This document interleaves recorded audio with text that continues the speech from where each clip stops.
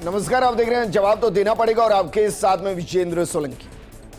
आज की बहस सिर्फ एक बयान पर नहीं है, बल्कि उस सोच पर है जो बार बार सनातन धर्म को निशाने पर लेती है। वो सनातन जो शाश्वत है, अनादि है, अनंत है, लेकिन लोकतंत्र के मंदिर में बैठकर सनातन को मिटा देने की बात होती है। तमिलनाडु विधानसभा में एक विवादित बयान गूंजा और बयान देने वाला कोई और नहीं बल्कि वही उदयनिधि स्टालिन, जिन्होंने कभी सनातन की तुलना डेंगू और मलेरिया से की, जिस पर देश भर में बवाल मचा और सुप्रीम कोर्ट तक ने कड़ी टिप्पणी की। लेकिन अब फिर वही बयान, वही बहस और वही सियासी आग। सदन के भीतर मुख्यमंत्री की मौजूदगी में उदयनिधि स्टालिन ने सनातन धर्म को समाज को बांटने वाला बताते हुए उसे खत्म करने की बात कही। बीजेपी ने इसे भारत की संस्कृति और सभ्यता पर हमला बताया। लेकिन सवाल यह कि क्या सनातन को लेकर देश में जानबूझकर वैचारिक टकराव पैदा करने की कोशिश है? क्या यह सिर्फ राजनीति है या करोड़ों लोगों की आस्था पर हमला है? और सबसे अहम कि मुख्यमंत्री विजय की चुप्पी क्या संदेश दे रही है जिनके खुद के हाथ में उस वक्त कलावा बंधा हुआ था? आज बात इसी में।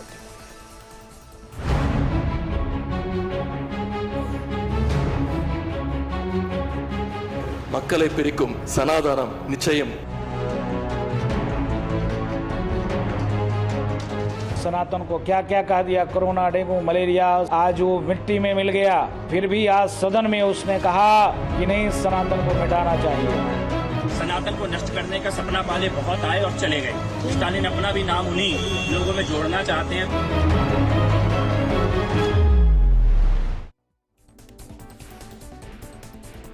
जिस तरीके से देश के अंदर वैचारिक स्वतंत्रता है, उसी तरीके से सर्वधर्म के सम्मान की भी बात सामने आई।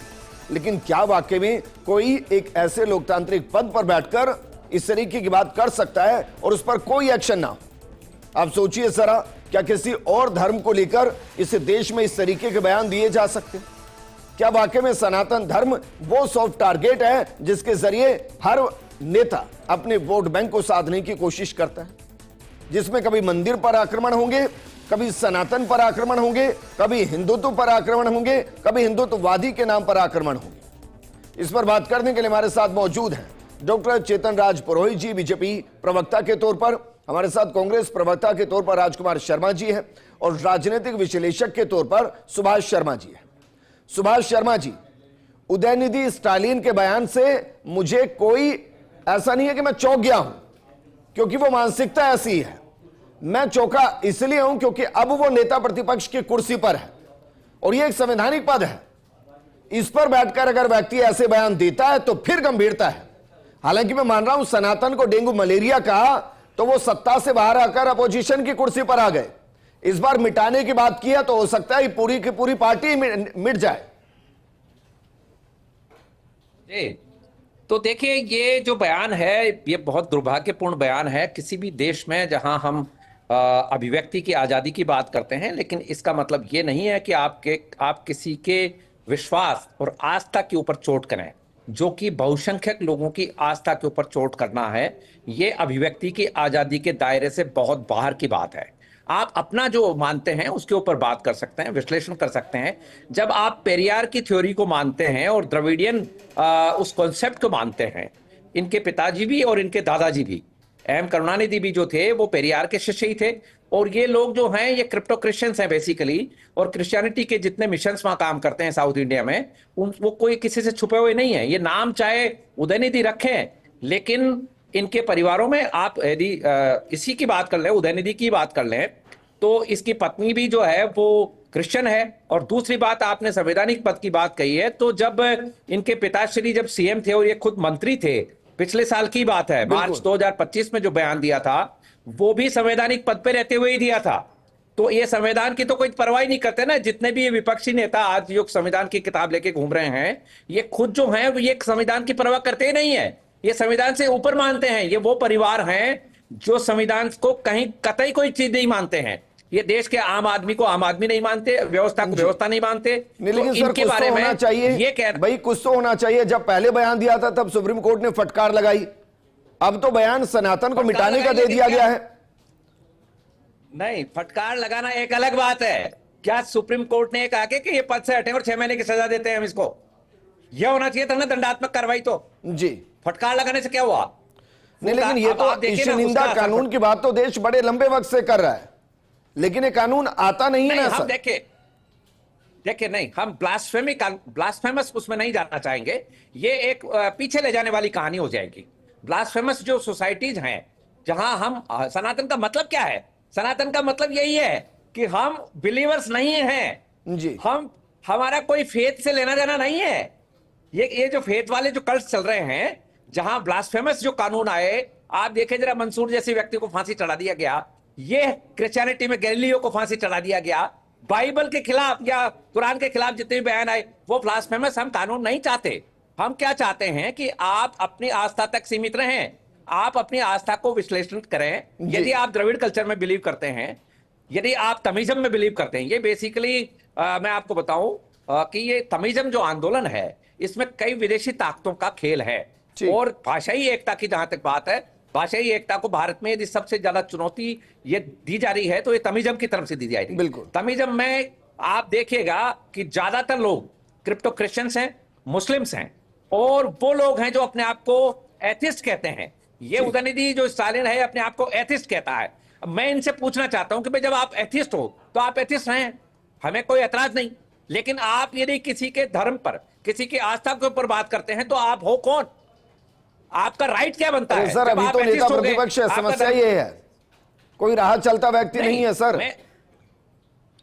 बात राजकुमार शर्मा, मैं वापस आपके पास आ रहा हूं। राजकुमार शर्मा जी, आपको लगता है इस तरीके के बयान दिए जाने चाहिए और इस तरीके के बयानों का क्या विरोध नहीं होना चाहिए और ये मांग नहीं होनी चाहिए कि भाई इस तरीके के अगर कोई बयान देता है तो वो संवैधानिक पद पर नहीं हो सकता है? विजेंद्र जी, बयान किसी को भी सोच समझ कर देना चाहिए। किसी के भी धर्म के खिलाफ बयान देना बिल्कुल उचित नहीं है, चाहे वो संवैधानिक पद पर हो या किसी अन्य पद पर हो। जो स्टालिन ने बयान दिया है वो घोर निंदनीय बयान है। कांग्रेस पार्टी भी उनके बयान की निंदा करती है, बल्कि पूरा हिंदुस्तान उनके इस बयान की निंदा करता है। बयान, मैंने कहा कि किसी के भी धर्म के बारे में आप कुछ कहें, आप अपने धर्म का प्रचार करें। तब तो आप सहयोगी थे जब उसने सनातन को डेंगू मलेरिया कहा, तब तो गोद में बैठे हुए थे। विजेंद्र जी, किसी हाथ में हाथ डालकर चल रही थी कांग्रेस। सब विजेंद्र जी, हाथ में हाथ डाल के चलना अलग सब्जेक्ट है, किसी के बयान का समर्थन करना अलग सब्जेक्ट है। हमने पहले भी ऐसे बयानों का समर्थन नहीं किया था, आज भी समर्थन नहीं करते और भविष्य में भी ऐसे बयान का समर्थन हम नहीं करेंगे। हम तो सभी धर्मों का सम्मान चाहते हैं। ये कांग्रेस पार्टी ऐसी पार्टी है जो सभी धर्मों का, सभी भाषाओं का, सभी राज्यों का, अमीर गरीब का, सबका सम्मान चाहती है। और इस पार्टी के नेता कहते हैं कि भाई मंदिर में लड़कियां छेड़ने जाते हैं, हिंदुत्ववादी खतरा है, हिंदुत्व खतरा है। इस पार्टी के नेता ये कहते हैं, फिर आप कहते हैं सर्वधर्म का सम्मान है। विजेंद्र जी, बताइए ना। विजेंद्र जी, कोई बयान किस संदर्भ में कब दिया जाता है वो एक अलग सब्जेक्ट होता है जी। कांग्रेस पार्टी, मैंने क्या ना जी, देश की एकता चाहती है, अखंडता चाहती है, सभी धर्मों का सम्मान चाहती है। सारी जुबान सिर्फ सनातन और हिंदुत्व के लिए क्यों खुलती है? बाकी धर्मों के लिए तो सिल जाती है पूरे तरीके से, वहां से तो एक शब्द नहीं निकलता। विजेंद्र जी, क्यों डर लगता है? सर तन से जुदा के नारे लग जाएंगे या वोट बैंक कट जाएगा पूरा। जो पॉलिटिकल पार्टियां वोट बैंक समझती है इस तरह की भाषा बोल करके, वो पॉलिटिकल पार्टियां ऐसे बयान देती होगी। कांग्रेस पार्टी ऐसे बयानों के मैं तो आपके लीडर की बात कर रहा हूं, आज पक्ष में ना भविष्य में पक्ष में रहेगी। आपके लीडर की बात कर रहा हूं। हम इसी जयपुर की धरती से बयान दिया था, हम नहीं चाहते किसी धर्म का अपमान हो, दिया था भाई। हम नहीं चाहते किसी राज्य का अपमान हो, खतरा है। हम नहीं चाहते किसी भाषा का अपमान हो, हम कभी नहीं चाहते, धरती से बयान हुआ था डॉक्टर चेतन राज पुरोहित जी।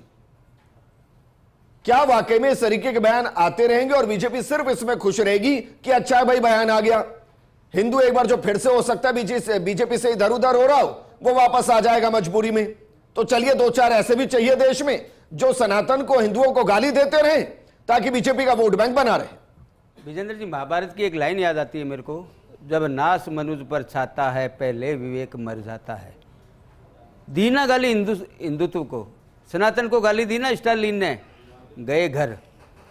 ममता बनर्जी को एलर्जी थी जय श्री राम के नारे से, और आपने देखा होगा वो वीडियो जिसमें ममता बनर्जी कहती है खाल उधेड़ लेंगे इसका, जय श्री राम के नारे लगाने वाले का। लेकिन जनता ने लोकतंत्र के माध्यम से ममता बनर्जी को बता दिया कि हिंदुत्व का विरोध करना क्या होता है। अभी हमारे मित्र राजकुमार जी कह रहे थे हम लोग नहीं कहते।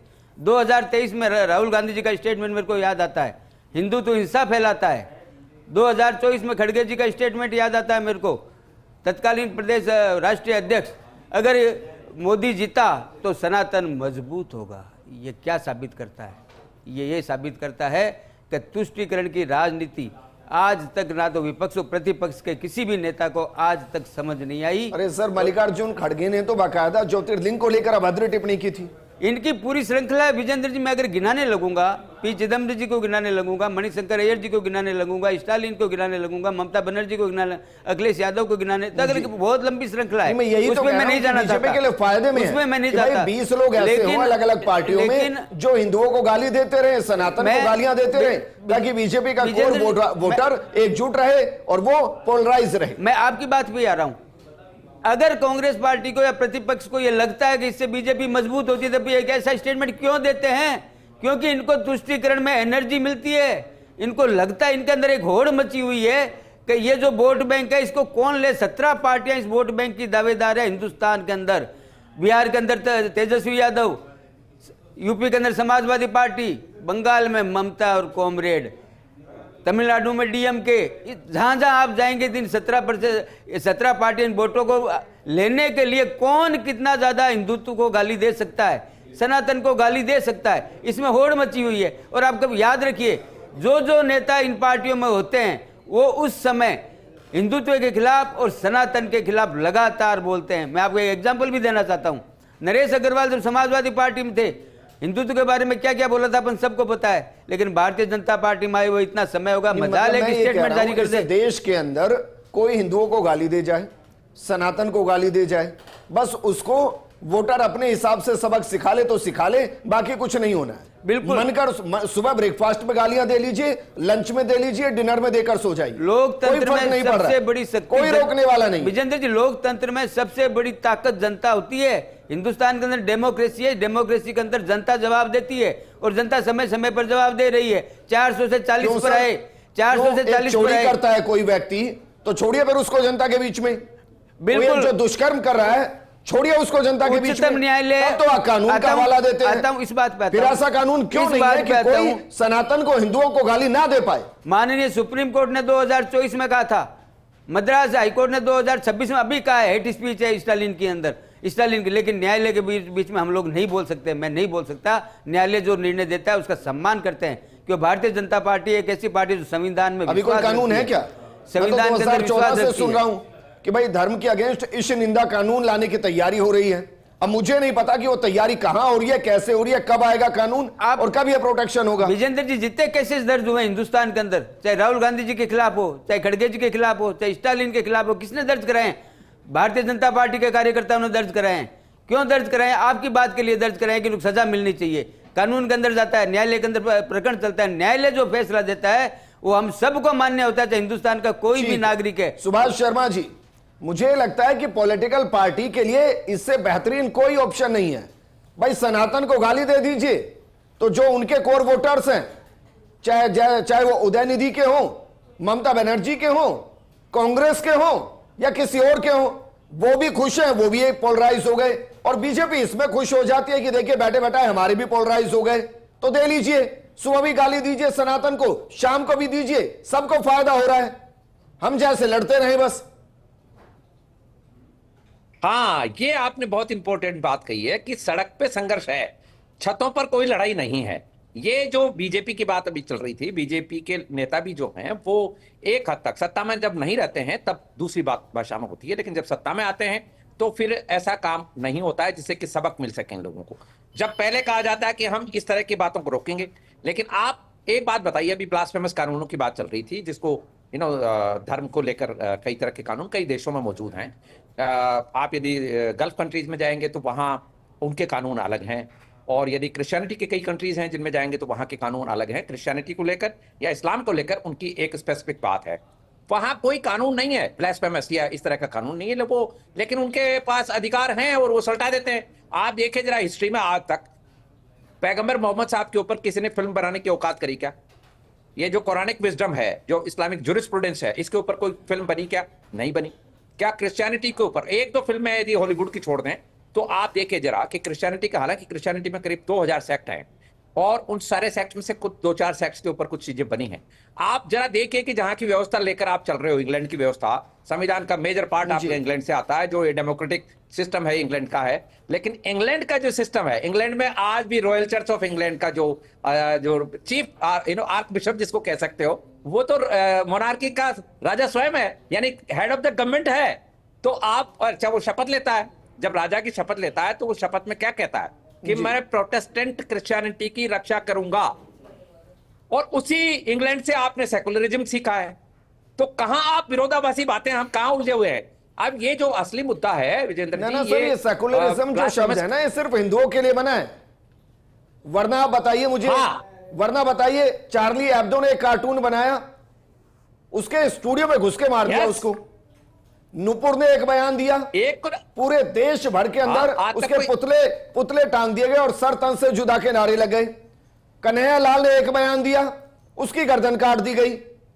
तो मानने के लिए सेकुलरिज्म शब्द सिर्फ हिंदुओं के लिए है, और यह शब्द इसीलिए इंट्रोड्यूस किया गया है ताकि आप सुबह शाम रात को उनको गालियां दे सके और वो कुछ ना करे। ये एक घटना जो है, मैं आपको बताऊं, लाहौर की घटना है, जिसमें एक कृष्ण भगवान के ऊपर किताब लिख दी गई थी। उसमें रास वगैरह को लेकर बहुत सारी इस तरह की अश्लील बातें थी। उसका जवाब एक हिंदू पब्लिशर ने दिया, उस पब्लिशर की हत्या हुई, और उसमें जो ये तराना लिख के गए थे, सारे जहां से अच्छा हिंदुस्तान हमारा, इकबाल, जिनको हम बड़ा प्रोग्रेसिव शायर कहते हैं, बहुत बड़ा प्रोग्रेसिव शायर कहते हैं हम, हालांकि जो पाकिस्तान की नींव के पीछे जिसका हाथ था, इकबाल उस शव यात्रा में शामिल था, वो जो व्यक्ति हत्यारा था जिसको अंग्रेज सरकार ने फांसी दी थी जी। इस पब्लिशर की, जिसने हिंदू धर्म का प्रतिकार करने के लिए एक बुक लिखी, उस पब्लिशर, हिंदू पब्लिशर की हत्या हुई, और उस हत्या के अंदर जो व्यक्ति पकड़ा गया, उस व्यक्ति को फांसी की सजा हुई, जो अंग्रेजों ने दी। वो ताकत अंग्रेजों की थी। और उस जब फांसी की सजा के बाद उसकी शव यात्रा निकली, लाहौर की सड़कों पर पैर रखने की जगह नहीं थी। 5 लाख लोग उस जमाने में उस शव यात्रा में उसमें शामिल थे, और उसमें इकबाल शामिल थे। और इकबाल का क्या कहना था, कहां तक बात करेंगे हम, इतिहास के पन्नों को कहां तक खंगाले। MF हुसैन का नाम सर पूरी दुनिया जानती है, क्या किया था सीता मैया और हनुमान जी की मूर्ति के पेंटिंग के साथ, और उसको उस वक्त की सरकारों ने बेस्ट पेंटर का अवार्ड दिया उस वाहियात व्यक्ति को, उस वाहियात सोच के व्यक्ति को, ये उसको प्रोटेक्ट किया। ये अच्छा क्या हुआ सर। ये एक और बात है कि इसमें जो ये जो जुबान, जो हिंदू सनातन की जो जुबान बोलते हैं, जो प्रोटेक्टर्स बने हुए हैं, ये भी कहीं ना कहीं आप देखिएगा कि छतों पर इन्हीं लोगों से मिलते हैं, इन्हीं लोगों से हाथ मिलाते हैं। और जो हिंदू की, सनातन की बात करता है, जो सड़क पर संघर्ष करता है, चाहे वो बाबू बजरंगी हो, अरे सर, ये लड़ने के लिए हमारे लिए ये मुझे नहीं लगता कि ऊपर किसी को फर्क पड़ रहा है। वो तो अपने वोट बैंक को संभाल कर बैठे हुए हैं, और उनका वोट बैंक भी अफसोस से हम ही है, कोई और नहीं है। हम ही इन बातों से खुश होकर फिर वोट डालते हैं। ये मेरी पार्टी है, उसकी पार्टी, एलिट राजकुमार शर्मा जी की कंपनी ज्वाइन करते हैं। राजकुमार शर्मा जी, बतौर हिंदू तो सर कम से कम ये सोचिए, बतौर सनातनी तो ये सोचिए कि भाई हमें उन लोगों का तो सपोर्ट कम से कम नहीं करना जो किसी भी धर्म से हो, बहुत फर्क नहीं पड़ता। लेकिन अगर किसी धर्म के लिए जहर घोलते हैं तो फिर फर्क पड़ना चाहिए सर, और ये विरोध होना चाहिए। विजेंद्र जी, मैंने तो विरोध किया ना, मैंने बताया ना, किसी को भी किसी भी धर्म के खिलाफ बोलने का अधिकार नहीं है। आप अपने धर्म का प्रचार करें, उसकी अच्छाइयां बताएं, बहुत अच्छी बात है। किसी के भी धर्म के बारे में आप गलत बात बोलेंगे तो बर्दाश्त करने योग्य नहीं है। तो कांग्रेस पार्टी इसके पहले ही पक्ष में नहीं थी, आज पक्ष में भविष्य में नहीं रहेगी। मंदिरों के अंदर लड़कियां छेड़ने के लिए जाते हैं। ये बयान क्या था कि हिंदुत्व और हिंदुत्ववादी को मिटाना है, इनकी सोच को मिटाना है, ये खतरनाक है देश के लिए। यह आपकी पार्टी के बयान है सर। मैंने जब उदयनिधि ने यह कहा कि सनातन मलेरिया डेंगू है, तब आप हाथ में हाथ डालकर चल रहे थे उसके साथ। विजेंद्र जी, उनके बयान की तब भी निंदा हुई थी, आज भी निंदा हुई है, और भविष्य में कोई भी ऐसे बयान देगा उसकी निंदा होगी। और निंदनीय है, निंदनीय है तो निंदनीय है। अभी तो भारतीय जनता पार्टी सोचे, इसलिए जाकर जो भारतीय जनता पार्टी ठेकेदार समझती है वो कानून ला करके कार्रवाई करे ना। कौन रोक रहा है इनको, कौन रोक रहा है। अभी आपने कहा मेरे साथी मित्र को कि कार्रवाई करिए, तो कार्रवाई तो वो करेंगे। कार्रवाई के नाम ये अभी कहते हैं कि हम संविधान की रक्षा करते हैं, हम संविधान की पालना करते हैं। तो संविधान की पालना भारतीय जनता पार्टी कितना करती है वो आप जानते हैं। समझिए चीज को, एक वक्त तक चीजें समर्थन में होती हैं, लेकिन जब एहसास ये होने लगे कि भाई जिनको हम साथ लेकर चल रहे हैं, अगर उनको गालियां पड़ने पर भी कोई बड़ा एक्शन नहीं है, तो सर अंदर से व्यक्ति टूटता है। क्योंकि उसको घर चोरी हो जाए बहुत फर्क नहीं पड़ता, एक बार आस्था पर चोट हो जाए ना, तो वो ताउम्र रहती है।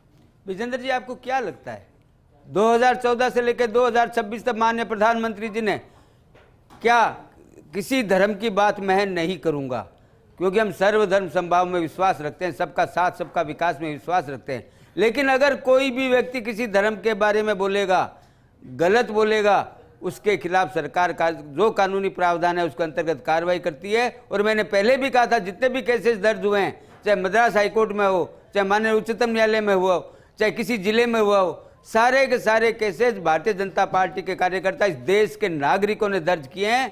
और उनका फैसला कौन देता है? फैसला न्यायालय देता है। अब आपने बताया कि इसमें कानून में संशोधन होना चाहिए।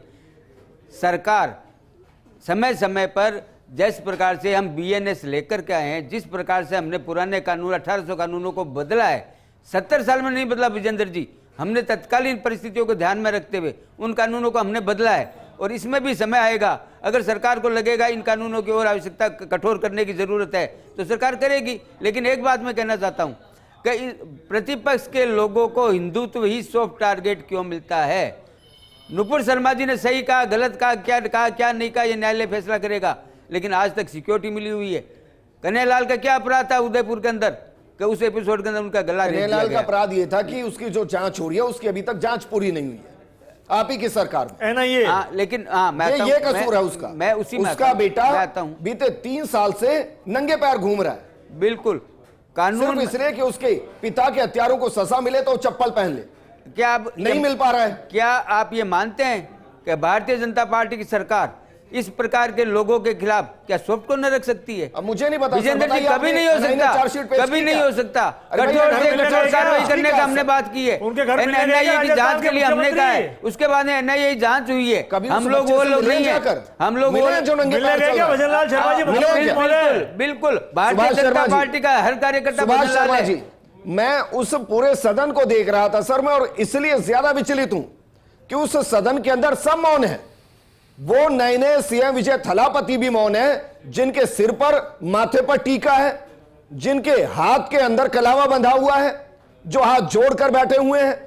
मुझे ऐसा लगा मानो कलयुग के अंदर सनातन का चीरहरण हुआ हो और पूरा का पूरा सदन अंधा बनकर बैठा हो। एक उदाहरण रामायण में आता है जिसमें वो भेष बदल लेता है। ये जो CM बने हुए हैं ये भी जोसेफ लिखते हैं। जोसेफ कौन हो सकते हैं आप सोचिए जरा, ये क्रिप्टो क्रिश्चियंस हैं बेसिकली। आज आपको नई बात है। नई बात ये है कि एक ज्योतिषी जो विजय जोसेफ को ये कहता है कि आप CM बन रहे हैं, और वो राधे पंडित जो है वो उनके नजदीक हो जाते हैं और वो CM बन गए। CM बनने के बाद राधे पंडित को OSD बना दिया गया। यही ये जो उदयनिधि स्टालिन वगैरह जो लोग हैं, यही जो मुसलमान, एक अंसारी है वहां विधायक हैं, इन सब ने वहां बखेड़ा खड़ा कर दिया, हंगामा कर दिया और ज्योतिषी को OSD पद से हटाना पड़ गया है। ये हिसाब दे है हिंदू धर्म और हमारे शाश्वत धर्म की जो स्थिति है। अब बात यह है कि कौन बोले, बिल्ली के गले में घंटी कौन बांधे। अभी बात चल रही है जिसमें आपने छेड़ा है उदयपुर वाला जो कन्हैयालाल टेलर वाली जो बात है, किसी बीजेपी के बड़े लीडर ने, किसी भी RSS के बड़े लीडर ने कोई भर्त्सना इस कांड की नहीं की। तत्कालीन समय को उठा के देख लीजिए चाहे आप। अब बात आती है कि उसके न्याय की, तो न्याय तो कोर्टों की बात है, वो तो पाना कोर्टों का रहेगा ही रहेगा। जनता पार्टी ने आंदोलन चलाया उदयपुर के अंदर, क्या बात कर रहे हैं आप?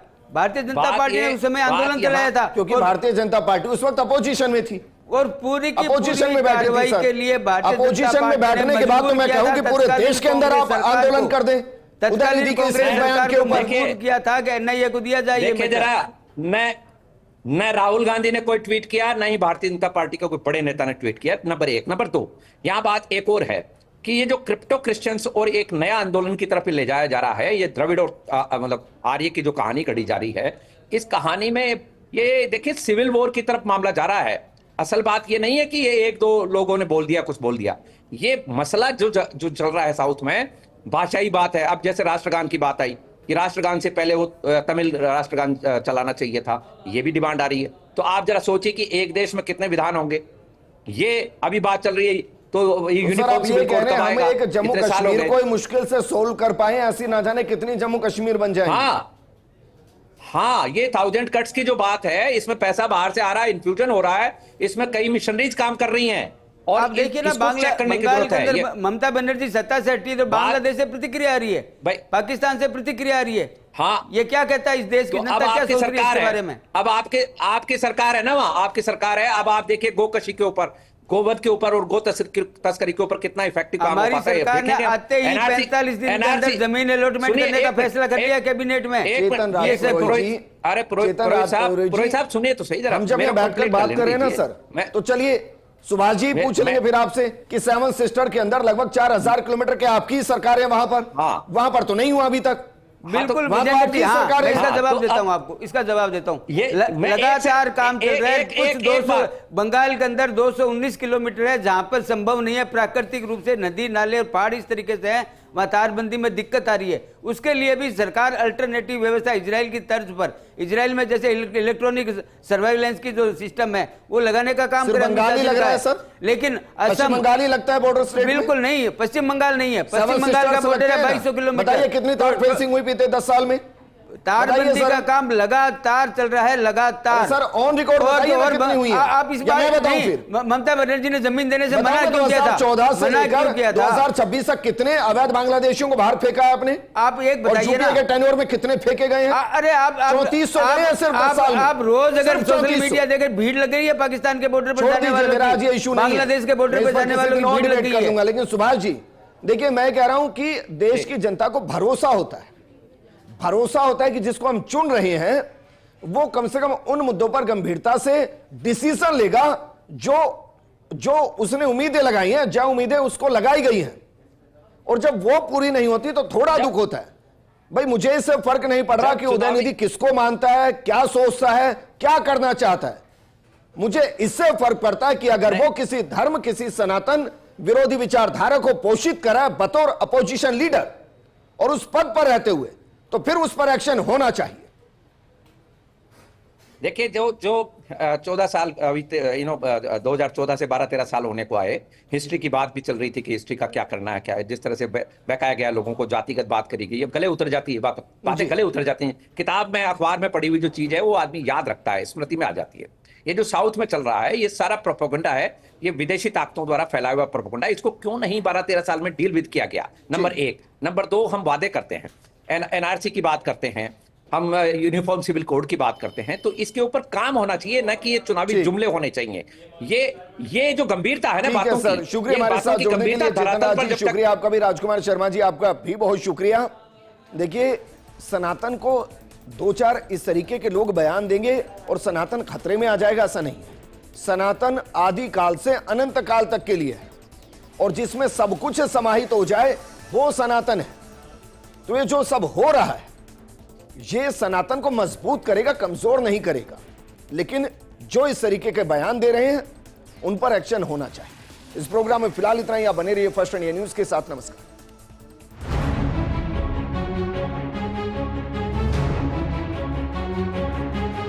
மக்களை பிரிக்கும் சனாதானம் நிச்சயம். सनातन को क्या क्या कह दिया, कोरोना, डेंगू, मलेरिया, आज वो मिट्टी में मिल गया। फिर भी आज सदन में उसने कहा कि नहीं, सनातन को मिटाना चाहिए। सनातन को नष्ट करने का सपना पाले बहुत आए और चले गए। स्टालिन अपना भी नाम उन्हीं लोगों में जोड़ना चाहते हैं।